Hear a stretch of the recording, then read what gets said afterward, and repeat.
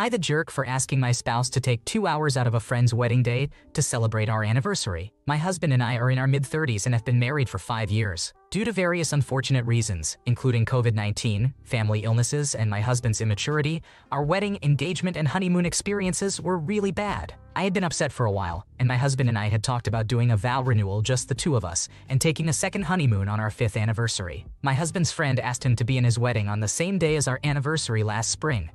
My husband and I couldn't communicate well about it. He felt anxious and insecure, so we agreed to go even though it really hurt my feelings to move our trip. We are taking a nice vacation, but we aren't doing the vow renewal I wanted. I've been pretty depressed and upset about it. My husband noticed I was upset and told me he would plan a little brunch for us on our anniversary. His friend is getting married at a resort, and the wedding doesn't start until the evening, so we figured there would be no problem. My husband called his friend to explain the situation and asked to be put in touch with their contact at the property to arrange something private for us at our expense for the morning. We don't want to make a scene or anything, we just want to take a moment for ourselves, given it's a special day for us too. His friend said no. He got defensive and basically asked my husband why he would even think to make such a request. It seems that he wants everyone to be together, apparently including me, even though I did not agree to be in his wedding all day. He wants to do some kind of hike or exercise, I guess in the morning, but I'm really unclear. His response was really negative, but I'm getting it secondhand. So my question is, am I the antagonist for setting up my anniversary brunch anyway, or leaving the property to do something to celebrate my anniversary during the day? We never should have agreed to this, and my husband agrees we aren't communicating well. But at this point, I feel like the groom is being unreasonable by not giving us even a little bit of flexibility or time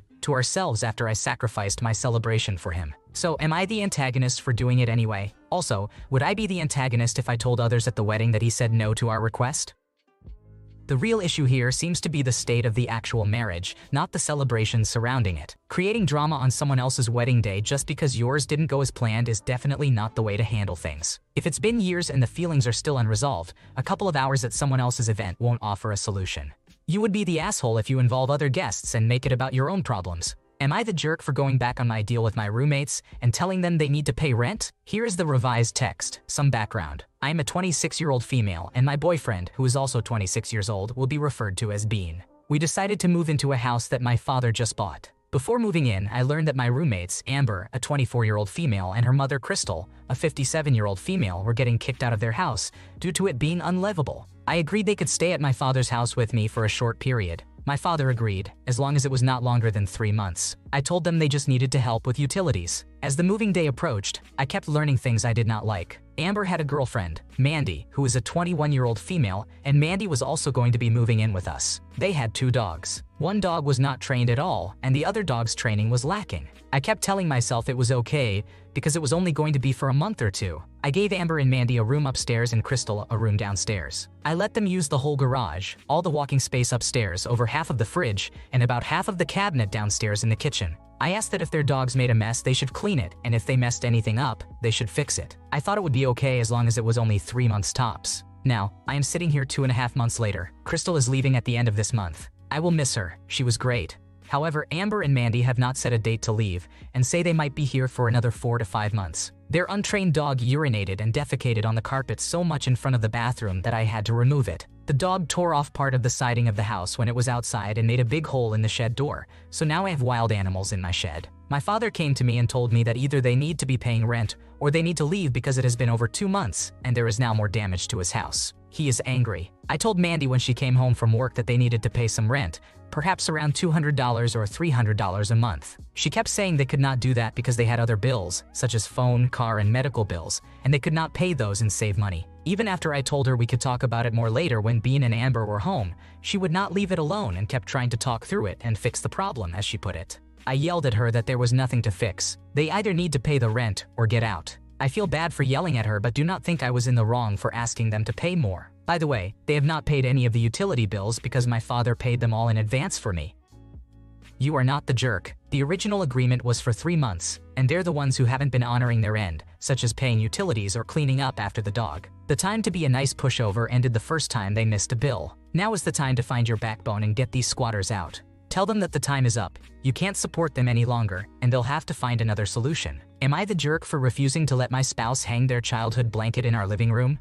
My wife, who is 34 years old, and I, who am 36 years old, recently moved into our first home together after saving up for years. We have been having a great time decorating it and making it our own, but we have hit a bit of a roadblock when it comes to the living room. My wife has this old tattered blanket that she has had since she was a baby. It has clearly been well loved, meaning it is falling apart, faded, and covered in stains that have probably been there for decades. I understand that it holds a lot of sentimental value for her, and I am totally fine with her keeping it in the house. She sometimes cuddles with it when she is stressed or wants some comfort, which I think is sweet. However, she wants to hang it on the wall in our living room as art. I was pretty shocked when she brought it up because, to be honest, the blanket looks more like something that belongs in a storage box than on display in our main living area. The living room is the first thing people see when they walk into our house, and I was hoping to keep it looking somewhat stylish and presentable. I suggested that we could hang it in our bedroom or maybe in her home office instead, where it would still be visible and special, but not as front and center. She is adamant that the living room is where she wants it because that is where she spends the most time,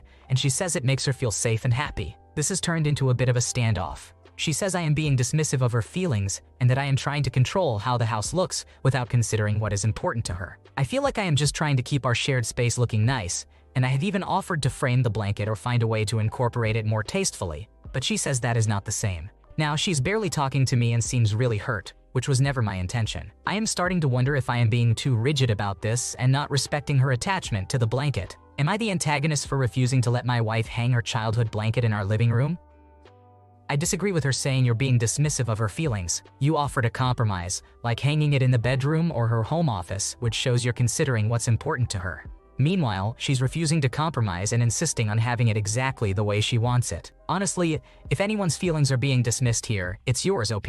Am I the jerk for telling my aunt about my depression? I am a 19-year-old female, and I lost my father, who was 43 years old, in a car accident a year ago. Since then, I have been struggling with depression. My mother, who is 41 years old, was also deeply affected, and her way of coping has been through the church. She is almost always there, really involved in all their activities. I do not have a good relationship with religion.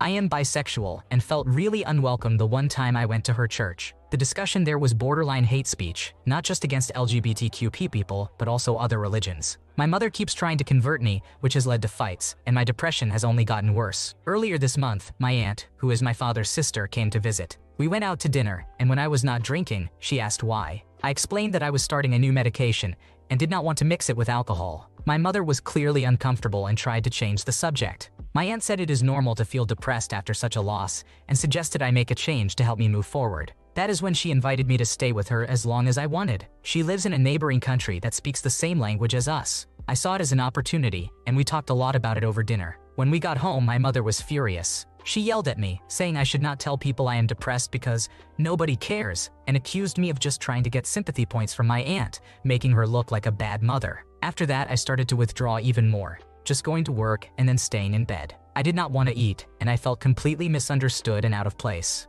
My aunt invited me again 1 week ago, and I decided to take the risk. I am leaving this Friday to stay with her for 2 months. My mother has not been happy about it.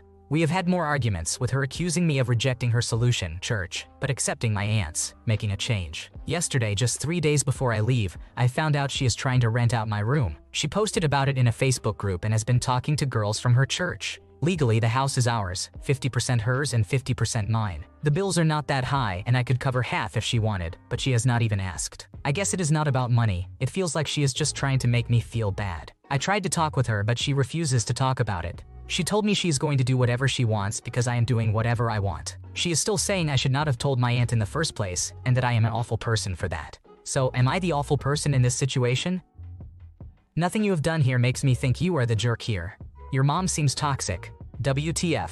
You're trying to find a way to cope with your grief, and just because it's different from what your mother chose, it doesn't mean it's a bad way. Depression is nothing to be ashamed of. As your aunt said, it is a pretty normal reaction. The religious BS is the last thing anyone needs when feeling down. Am I the jerk for not going to my sister's birthday dinner with the rest of our family? My older sister turned 20 years old a week ago, and she celebrated with dinner on Saturday night. I, a 16-year-old male, did not go with my parents and my 15-year-old brother. I have another sister who is 23 years old, and she went along with both sets of grandparents and our aunt and uncle. I was the only family member who did not attend, and my paternal grandparents are very angry because my sister was upset. I need to give some background. I am adopted. My biological mother did not want to be a parent, and I was supposed to be raised by my first father. When I was 3 years old, he became sick, and after a few months, he was told it was terminal. He did not have family, being a former foster child. My biological mother did not want to take me, and her family was not interested either. So my first father wanted to find a home for me. He wanted to be part of choosing the people who would raise me and ensure I would be okay. He worked with a social worker, and after considering many different families, he found my parents. They already had 3 kids, my 2 sisters and brother. They were open to fostering or adopting. They really connected, and my father knew they were people who would give me a good life. All 3 of my parents grew close before my first father passed away. He made a box of letters, videos, and other little things for me, like his watch, to keep me connected to him. My parents always let me access these items, and I kept some of the letters in my room. 18 months ago, a few of the letters went missing, and I thought I had lost them. I panicked, but my parents had copies. Then, 6 months ago, I found my 20-year-old sister destroying the copies. We argued, and she admitted she had done the same thing before. She said she hated that I held on to them so much and clung to that part of my life. She felt I was supposed to be their son and brother, yet I was fixated on my deceased first father. I screamed that I would not exist without him, and that I would never have ended up with them if it were not for him. My parents were not home, but my father came home to us yelling at each other. He intervened and kicked my sister out when he learned what she had done. When my mother got home, my parents admitted they had only ever given me copies of the letters and kept the originals safe. They felt a house full of kids was not the safest place to have the originals out in the open, so they used copies. Knowing the original letters my first father wrote were still safe was a huge relief. My parents were furious with my sister. I am still not speaking to her. They are still angry, but she is their daughter. I told them they do not need to stop talking to her, but please respect that I cannot be around her, which they understand. My parents got a lot of criticism for letting me stay home, but my grandparents also told me I was wrong. They said I was not giving my sister a chance to make things right and should be more understanding given the emotions involved in adoptive families. They said what I did was worse than what my sister did. Am I the jerk? I think you are not in the wrong here, for a few reasons. If she wants to make amends, it's incredibly selfish to do it at a party that's entirely dedicated to her, to the point of it being a horrible manipulation. Your parents said you didn't have to go, and your grandparents are wrong for undermining their decision. Your sister needs to earn back your love and support. She's not entitled to it by default. Am I the jerk for telling my sibling to get their act together or find a new place to live? Okay, so I know by the title it seems a little harsh, so I'll give some backstory. My younger brother, who is 20 years old, moved in with me around Thanksgiving. I told him not to worry about rent or bills for the first couple of months as he was still finding a job and trying to get back on his feet after dropping out of school. Months go by and he finally finds a job. It takes a while, but he eventually starts paying me for the bills and rent. He has been late to pay me or won't pay me at all multiple times due to being fired or quitting jobs. He has been through 5 jobs in 7 months and can't seem to hang on to one. The issues recently came from the fact that I, a 23-year-old female, work full-time, have a part-time job, and do freelance work. I work all the time. I work from 8 a.m. to 4:30 p.m. at one job and from 5 p.m. to 10 p.m. at my second job. I am extremely busy all the time and still make time to keep the house clean and take care of my dog. My brother had lost yet another job and didn't tell me for 3 weeks. He was completely avoiding me or would ignore me when I asked about the money for the bills.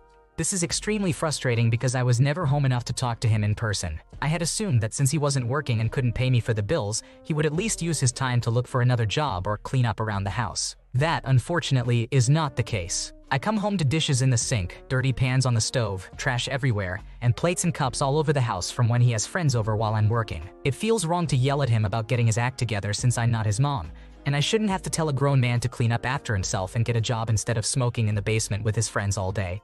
I had finally had enough and told him that even though he's family, no one other than me would put up with constantly being lied to about money and not paying bills. I told him he had a month to figure his situation out or find somewhere else to stay. So am I the asshole for being so hard on him, or does he just need to grow up?